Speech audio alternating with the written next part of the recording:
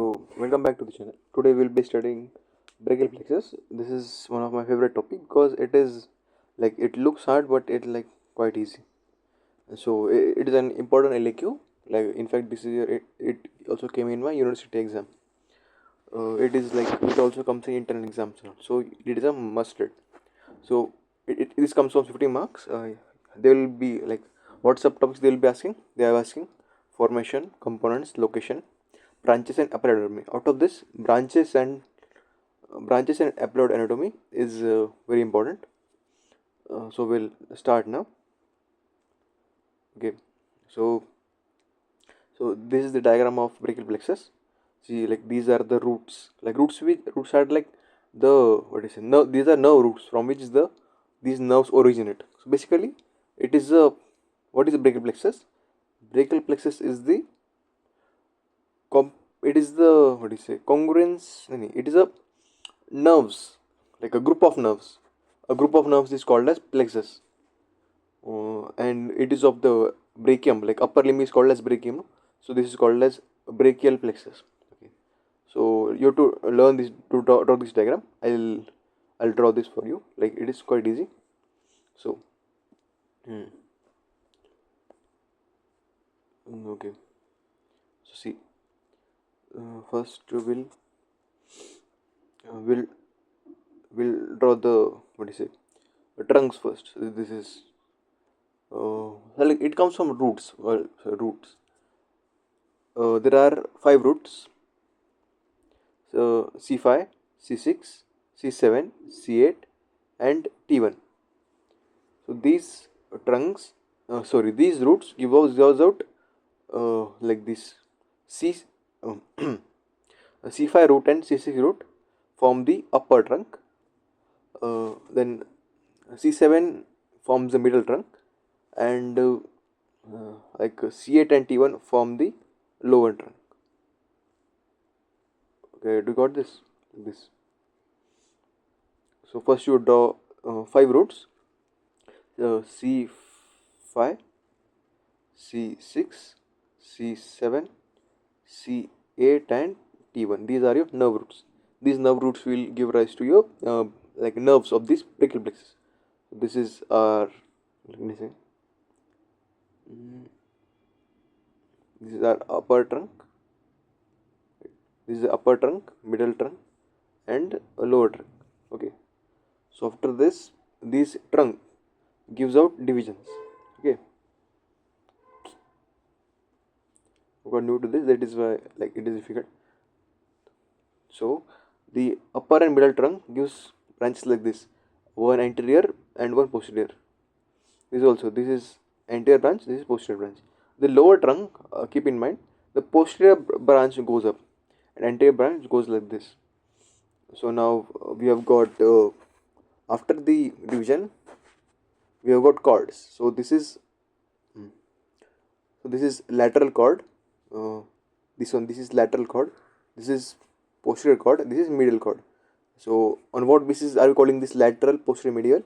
What the our axillary artery goes from here, like this. Axillary artery goes from here.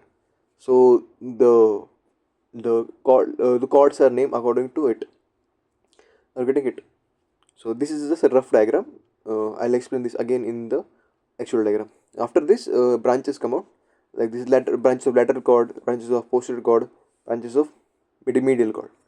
Okay, now let's like I just gave you an easy idea like how do you draw this in exam.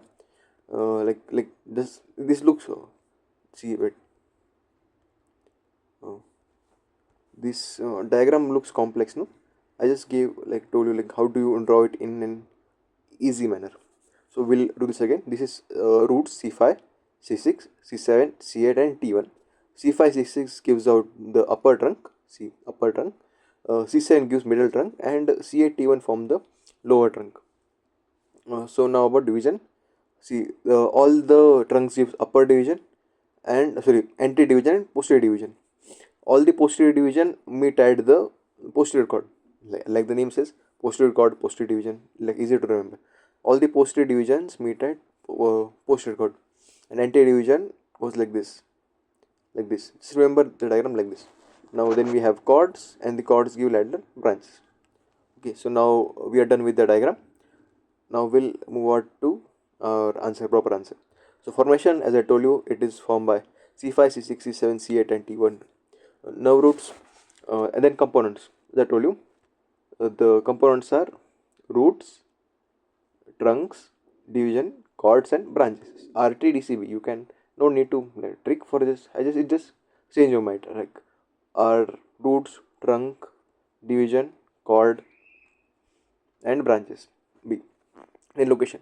So the roots and trunks are located at the neck, like root of the neck. Then the divisions lie behind the clavicle, and these chords line the axilla.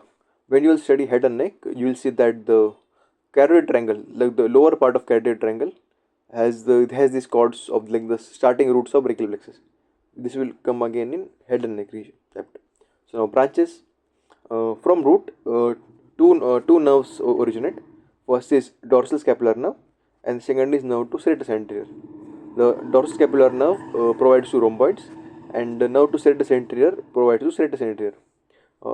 You have to like remember these branches.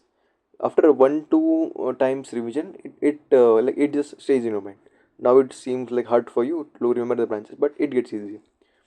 So dorsal scapular nerve and nerve to serratus anterior, uh, the dorsal scapular nerve for rhomboids, and nerve to serratus anterior for serratus anterior muscle. Then from trunk, we have suprascapular nerve and nerve to subclavius. Suprascapular nerve for the supraspinatus and infraspinatus muscle.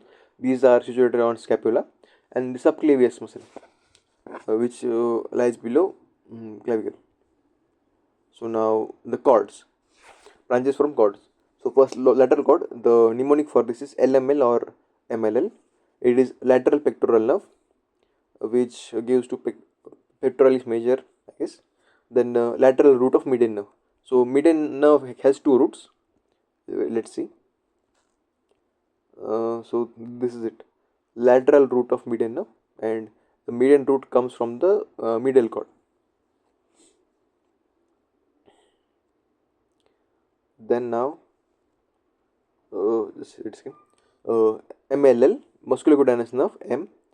This applies to our biceps, brachialis and all. You don't need to memorize, just have an idea.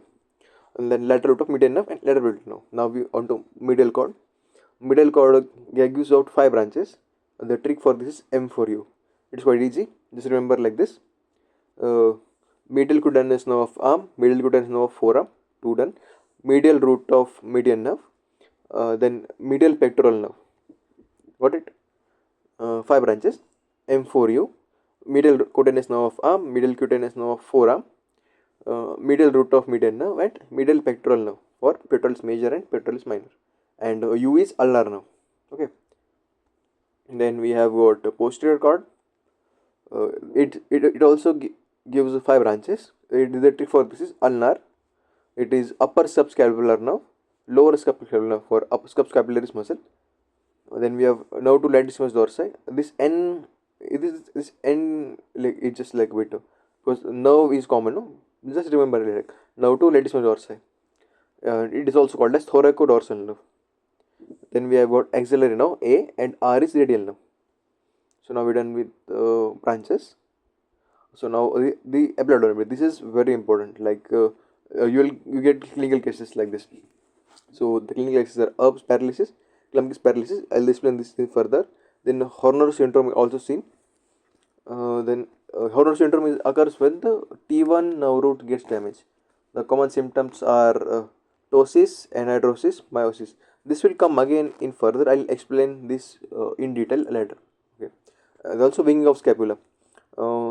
When the injury to serratus anterior happens. So I'll explain this in detail. So what happens? This serratus anterior muscle is called as boxer's muscle. Like the punching action is done because of this. So if the nerve supplying this gets damaged, what happens? Scapula. You see the medial, like this is scapula. I'll try again. This scapula. This is our humerus. The medial border of scapula gets prominent. Like you can easily see this. or okay, this is the condition skin in winging of scapula.